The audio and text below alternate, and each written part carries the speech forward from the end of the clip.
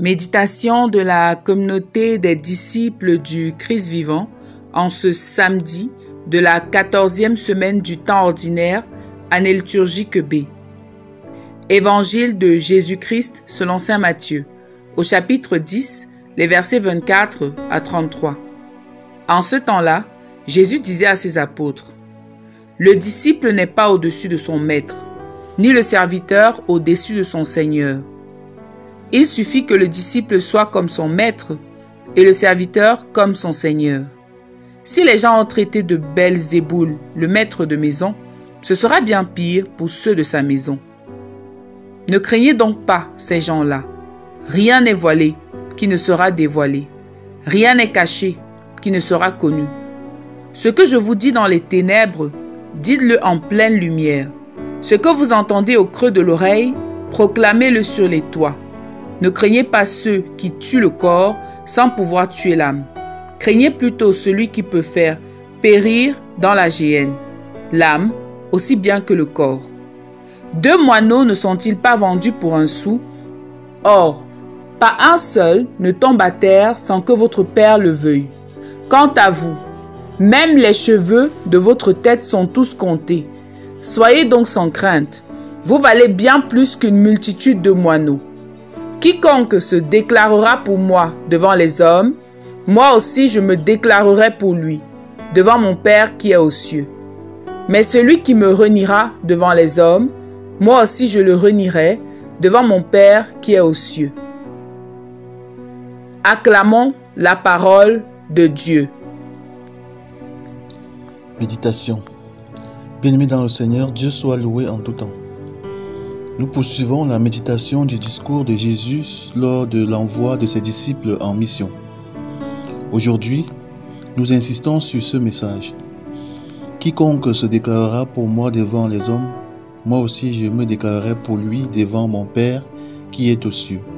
Mais celui qui me régnera devant les hommes, moi aussi je le régnerai devant mon Père qui est aux cieux.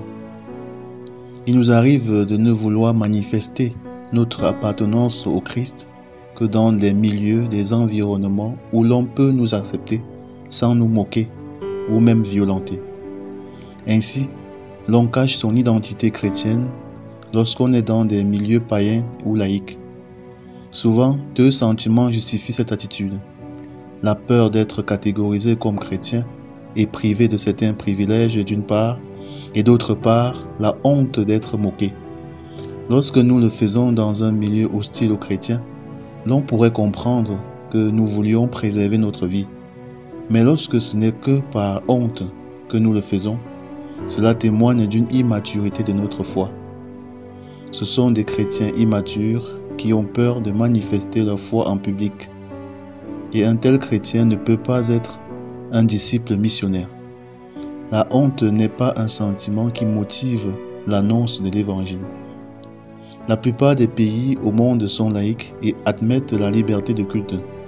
Donc, les chrétiens devraient pouvoir manifester leur foi par des actes, mais aussi par des signes extérieurs, sans avoir honte ni peur. Le musulman n'a pas de honte ni de crainte lorsqu'il doit s'arrêter, dresser une natte à même le sol, faire ses ablutions et satisfaire aux piliers des 5 prières quotidiennes. Mais un chrétien dans une assemblée festive où il a été invité aurait honte de porter sa croix de chrétien, de faire un signe de croix avant de manger son repas. Jésus nous dit ce qui nous arrivera lorsque nous aurons passé notre vie à le cacher aux autres, à le mettre sous le boisseau, à empêcher qu'il brille pour les autres à partir de nous. Il refusera aussi de se prononcer pour nous devant son Père qui est aux cieux. En réalité, sauf surprise, celui qui a honte du Christ devant les hommes ne peut pas être son disciple, car il est incapable de ramer à contre-courant.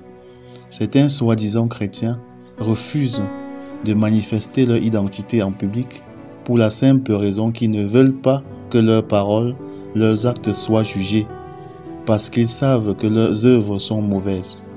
Ils veulent vivre une vie de duplicité. Et nous, sommes-nous chrétiens dans certains milieux et non chrétiens dans d'autres? Est-ce qu'il nous arrive d'avoir honte de notre Christ au point de cacher notre croix? ou notre signe de croix? Est-ce que pour nous la vie chrétienne n'est qu'un habit d'emprunt que nous mettons quand cela nous chante et l'enlevons quand nous voulons nous camoufler? Prions.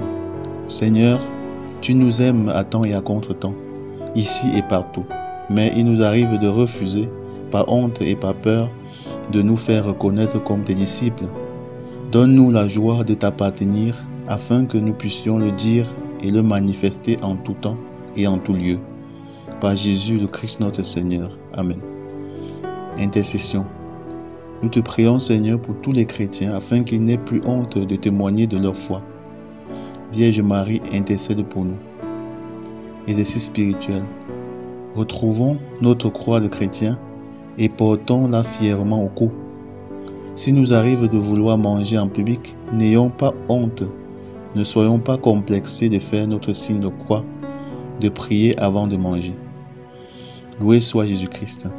À jamais.